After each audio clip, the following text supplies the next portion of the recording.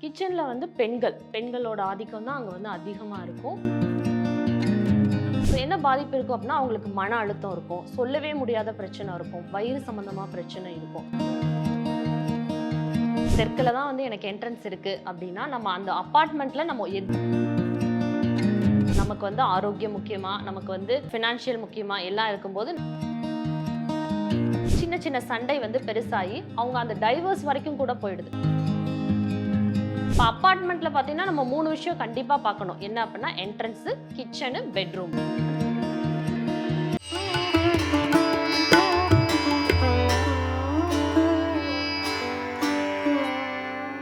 நேயர்களுக்கு வணக்கம். நான் உங்கள் பிருந்தா சங்கர். இன்று நம்மோடு சிறப்பு விருந்தினராக இணைந்திருப்பது இன்ஜினியர் சபரி பிரகாஷ் அவர்கள். வணக்கம் மேம். வணக்கம் மேம். இன்ஜினியரிங் படிச்சுட்டு வாஸ்து நிபுணர் ஆயிருக்கீங்க. என்ன காரணம் மேம் நீங்க வாஸ்து நிபுணர் ஆனதுக்கு? பில்டிங்கில் வந்து நம்ம வாஸ்து ஃபாலோ பண்ணோம் அப்படின்னா பில்டிங்க்கு ஃபர்ஸ்ட் ப்ரையாரிட்டின்னு பார்த்தீங்கன்னா சேஃப்டியும் ஸ்ட்ரக்சரும். ரெண்டாவது நம்ம அதை வாஸ்துவும் ஃபாலோ பண்ணோம் அப்படின்னா ரெண்டையும் பேலன்ஸ் பண்ணுறோம். ஒரு ஸ்ட்ரக்சரும் சேஃப்டி ப்ளஸ் வந்து வாஸ்து, இதை பேலன்ஸ் பண்ணும்போது பில்டிங்கோட குவாலிட்டி எல்லாத்தையும் நம்ம அச்சீவ் பண்ண முடியும். அதே மாதிரி கஸ்டமர்ஸும் அது மாதிரி தான் எதிர்பார்க்குறாங்க. ஃப்ளாட் வந்து சேல் பண்ணுறவங்க கூட வந்து 100% வாஸ்து கம்ப்ளைண்ட் இல்லை அப்படிங்கிற மாதிரி சொல்கிறோம். அதுக்கு வந்து புக்கிங்ஸ் வந்து அதிகமாக இருக்குன்னு சொல்கிறாங்க. ஸோ அதனால் ஒரு பில்டிங் கட்டும்போது வாஸ்துவையும் நம்ம இன்க்ளூட் பண்ணும்போது அவங்க அந்த பில்டிங்க்கு வந்ததுக்கப்புறம் அவங்களுக்கும் வந்து ஃபியூச்சர் நல்லாயிருக்கும். இந்த 2 ரீசன்னால நம்ம வந்து ரெண்டையும் சேர்த்து நம்ம வந்து பில்டிங்லாம் பண்ணுறோம். ஒரு குடும்பம் ரொம்ப சுபிட்சமாக இருக்கணும் அப்படின்னா அது என்ன திசையாக இருக்கும் நீங்கள் சொல்லிருக்கீங்க மேம்? இன்னைக்கு வந்து நம்ம தென்கிழக்கு திசையை பற்றி பேசலாம். தென்கிழக்கு திசை வந்து பிரதானமாக பார்த்தீங்க அப்படின்னா அக்னி, அப்புறம் வந்து அதுக்கான பகவான் பார்த்தீங்கன்னா சுக்கிர பகவான். அது வந்து மெயினாக வந்து கிச்சனில் வந்து பெண்களோட ஆதிக்கம் தான் அங்கே வந்து அதிகமாக இருக்கும். அவங்க ஒரு நாளைக்கு ரொம்ப நேரம் டைம் ஸ்பெண்ட் பண்ணுறதும் கிச்சனில் தான். ஸோ அதனால வந்து கிச்சனில் பெண்களோட அதை பற்றி நம்ம இன்னைக்கு வந்து டீட்டெயிலாக பேசலாம்.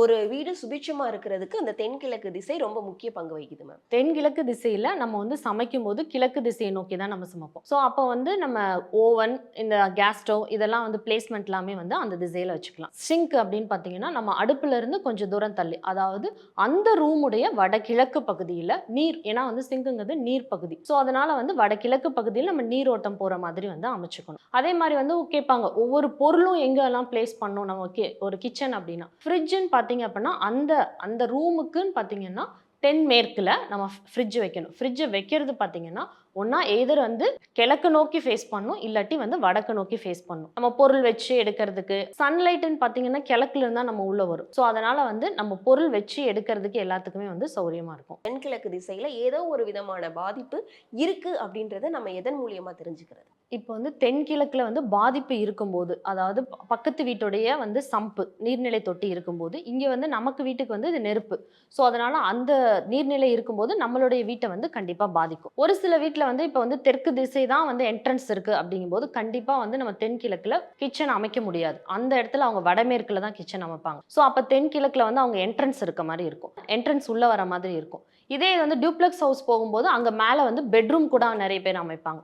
இந்த மாதிரியெல்லாம் அமைப்பு இருக்கும் பொழுது பெண்களுக்கு வந்து ரொம்ப பாதிப்பு இருக்கும். ஸோ என்ன பாதிப்பு இருக்கும் அப்படின்னா அவங்களுக்கு மன அழுத்தம் இருக்கும், சொல்லவே முடியாத பிரச்சனை இருக்கும், வயிறு சம்பந்தமாக பிரச்சனை இருக்கும். ஸோ இந்த மாதிரி எல்லாம் ப்ராப்ளம் இருக்கும். அதுக்கப்புறம் ஃபினான்ஷியலாகவும் நிறைய ப்ராப்ளம் இருக்கும். அங்கே இருக்க குடும்பத்தில் இருக்கவங்களுக்கு யாருக்காவது தற்கொலை எண்ணம் அந்த மாதிரி எல்லாம் ப்ராப்ளமே வந்து தென்கிழக்கு, ஒரு வீட்டினுடைய தென்கிழக்கில் பாதிப்புகள் இருந்துச்சு அப்படின்னா இந்த பிரச்சனை எல்லாமே வரும். இப்போ அந்த மாதிரியான பிரச்சனைகளை சரி செய்ய பெண்களால் விடுபட முடியுமா? இப்போ வந்து அப்பார்ட்மெண்ட்டுக்கு வந்து வாஸ்து வந்து அவ்வளோவா வேலை செய்யாது. நம்ம தனி வீட்டுக்கு தான் வந்து வாஸ்து வேலை செய்யும்.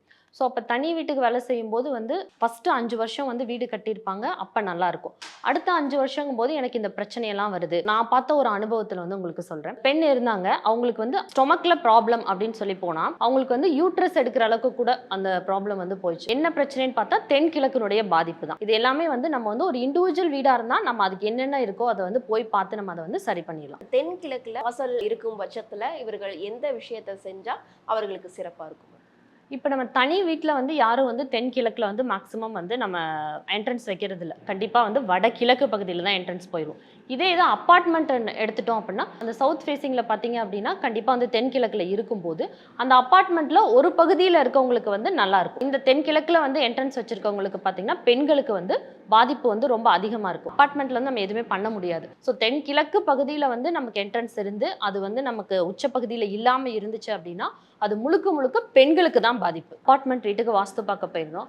அப்போ வந்து என்னாச்சு, வீடு வாங்கும்போது ஹஸ்பண்ட் அண்ட் ஒய்ஃப் கரெக்டாக வந்து நம்ம பேசி இது ஓகே இது பிடிச்சிருக்குன்னு சொல்லி வாங்கிடுறாங்க. வாங்கிட்டு உள்ளே வந்ததுக்கப்புறம் அவங்க கிட்ட இருக்க சின்ன சின்ன சண்டை வந்து பெருசாகி அவங்க அந்த டைவர்ஸ் வரைக்கும் கூட போயிடுது. டைவர்ஸ் ஆனதுக்கப்புறம் அந்த பெண் வந்து இல்லை இந்த வீட்டில் இருக்கவே வேண்டாம் அப்படின்னு சொல்லிட்டு வெளியே போயிடுறாங்க. என்ன பிரச்சனைன்னு பார்த்தீங்கன்னா அந்த இடத்துல தென்கிழக்கில் என்ட்ரன்ஸ், அந்த என்ட்ரன்ஸ் தான் வந்து பிரச்சனையாக இருக்குது. இப்போ அப்பார்ட்மெண்ட்டில் பார்த்தீங்கன்னா நம்ம 3 விஷயம் கண்டிப்பாக பார்க்கணும். என்ன அப்படின்னா என்ட்ரன்ஸு, கிச்சனு, பெட்ரூம், இது 3 தான் வந்து நம்ம கண்டிப்பாக பார்க்கணும். தென்கிழக்கில் என்ட்ரன்ஸ் இருக்கும்போது நமக்கு என்ட்ரன்ஸும் ப்ராப்ளம் ஆயிரும், கிச்சனும் ப்ராப்ளம் ஆயிரும். 2 விஷயம் நமக்கு பாதிப்பு இருக்கும் பொழுது அங்க சண்டை சச்சரவு வந்து அதிகமா இருந்து குடும்பமே பிரியற அளவுக்கு பிரச்சனை அப்படின்னா அந்த தென்கிழக்கு மூலையினுடைய பாதிப்பு தான். சொந்த வீடா இருக்கு, தெற்குல தான் வந்து எனக்கு என்ட்ரன்ஸ் இருக்கு அப்படின்னா நம்ம அந்த அபார்ட்மெண்ட்ல நம்ம எதுவுமே பண்ண முடியாது. வாஸ்து நம்ம அதை வந்து கொண்டே வர முடியாது.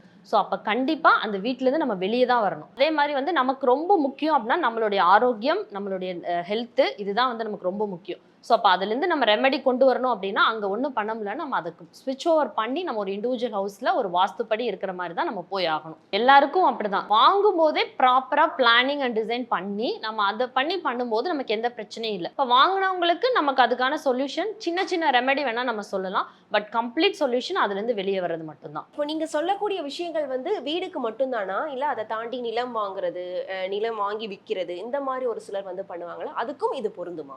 எல்லாத்துக்குமே பொருந்தும். இப்போ நிலம் வாங்கணும் அப்படின்னா எந்த மாதிரி கார்னர் பிளாட் வாங்கலாமா, வடக்கு பிளாட் வாங்கலாமா, கிழக்கு பிளாட் வாங்குவாங்களான்னு கேட்பாங்க. இப்போ வந்து நிலம் வாங்குறோம் அப்படின்னா கிழக்கு தான் ஃபர்ஸ்ட். அதே மாதிரி இப்போ அப்பார்ட்மெண்ட் வாங்குறாங்க அப்படின்னா எல்லாரும் ஃபர்ஸ்ட் ப்ரிஃபரன்ஸ் கொடுக்குறது நார்த் டைரக்ஷன். ஏன்னா நார்த்து போனால் ஃபினான்ஷியல் சூப்பராக இருக்கும் அப்படின்னு சொல்லிட்டு நார்த்து. ஸோ நிலம்னா ஈஸ்ட்டு, அப்பார்ட்மெண்ட்னா நார்த், இதுதான் வந்து பெஸ்ட். ஒரு நிலம், ஒரு வீடு வாங்கணும் அப்படின்னா அந்த நிலம் வீடு எந்த திசையை நோக்கி இருக்கணும் அப்படின்றத தெரிஞ்சுக்கிறதுக்கு ஸ்கிரீன்ல தெரிகிற இந்த நம்பருக்கு காண்டாக்ட் பண்ணி நீங்க தெரிஞ்சுக்கோங்க. கன்சல்டேஷன் தவிர நம்ம வந்து பிளாட் வச்சிருக்கவங்களுக்கு வந்து நம்ம ப்ராப்பரா வந்து பிளான் பண்ணி தரோம். வாஸ்துப்படி பிளான், அதாவது சம்ப் எங்க வரும், ஓவர் ஹெட் டேங்க் எங்க வரும், சோலார் பேனல் எங்க வரும், அது வரைக்கும் ஃபுல் வாஸ்து பிளான் பண்றோம். அதே மாதிரி பிளான் பண்ணி முடிச்சுட்டு அவங்களுக்கு வந்து A to Z கன்ஸ்ட்ரக்ஷனும் பண்ணி கொடுக்கும். கன்ஸ்ட்ரக்ஷன் முடிகிற வரைக்கும் அவங்க என்ன டவுட்னாலும் நம்ம கூடவே கைட்லைன்ஸ் பண்ணி அவங்களுக்கு வந்து பண்ணி கொடுத்துட்ருக்கோம். எங்க நேயர்களுக்காக பல்வேறு விஷயங்களை எங்களோட பகிர்ந்தமைக்கு ரொம்ப நன்றி. வணக்கம்.